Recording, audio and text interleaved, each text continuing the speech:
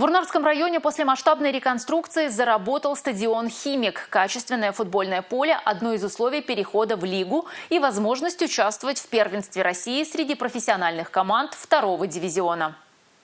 Стадион пополнился многофункциональным зданием площадью более 700 квадратных метров. Там разместили раздевалки, медицинский кабинет, судейскую, помещение для антидопингового контроля и многое другое. Также на территории стадиона появились дополнительные площадки под трибуны, каждая из которых рассчитана на 500 мест. Благодаря этому общее количество зрительских мест увеличилось до 1500. В этом году построили новое помещение, новые раздевалки. Все очень понравилось, все очень красиво. В общем, радуется глаз. Модернизацию стадиона проводили для того, чтобы футбольный клуб «Химик Август» смог участвовать в первенстве России среди профессиональных команд второго дивизиона. Одно из условий перехода в лигу – соответствие домашнего стадиона команды требованиям Российского футбольного союза.